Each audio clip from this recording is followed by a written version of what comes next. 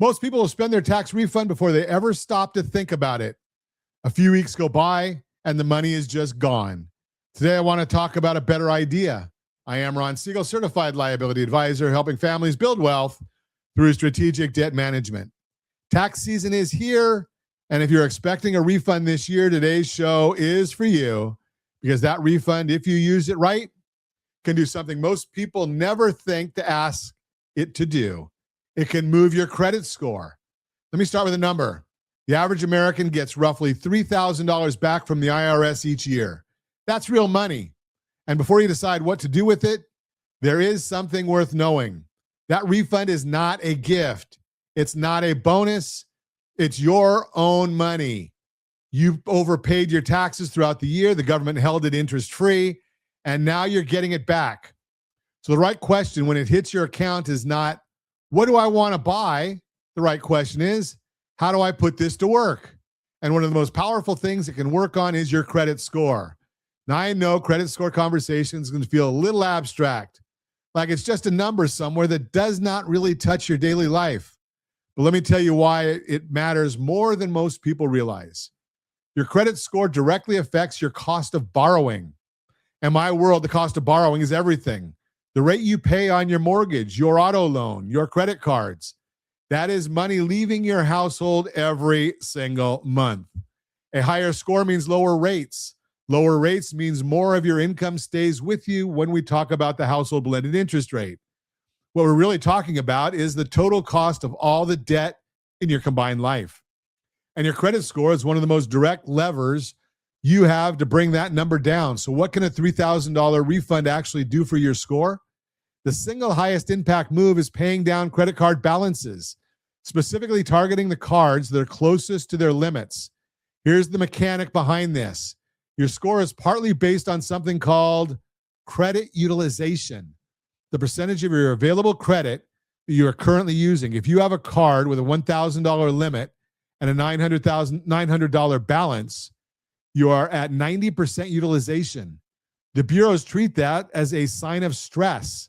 Paying it down under $300, under 30%, can move your score noticeably within a single billing cycle.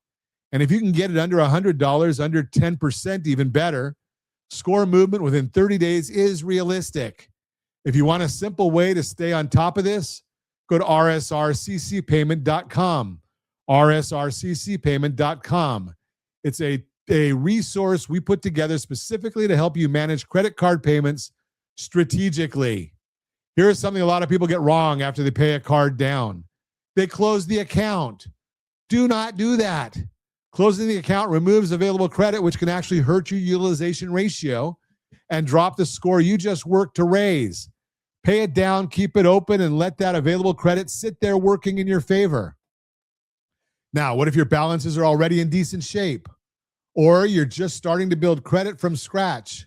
Part of that refund can go toward opening a secured credit card. The way a secured card works is this. You put down a deposit, say $500, and that deposit becomes your credit limit. Then you use it for one small recurring expense like a streaming service or a phone bill. You set up auto pay for the full balance every month. You're building a perfect payment history with zero interest charges and zero drama. Most secured cards will graduate to a regular unsecured card after 6 to 12 months of clean history. And payment history is the single largest factor in your FICO score. Over 35% of the calculation. One late payment can sit on your credit report for 7 years. 7 years. That's a long time to be penalized for one bad month, which leads me to a strategy that does not sound like a credit strategy at all. Building an emergency fund. Here's why it belongs in this conversation. Most people do not damage their credit because they are irresponsible. They damage it because life happened. The car needed work. A medical bill showed up, and suddenly a credit card payment got missed. A small cushion, even $500 to $1,000 sitting in a separate savings account, breaks that chain. Think of it as protection for your payment history, because every on-time payment builds your score, and even one missed payment can set you back years. And if you have accounts that are already past due right now, that is your first stop. If you have something 30, 60, or 90 days late, Catching it up before it charges off is the most urgent move. Accounts typically charge off after 180 days of non-payment. A charge-off is a much harder mark to recover from than a simple late payment. Many creditors have hardship programs if you call them. They will often work with you, especially before the account gets too far behind.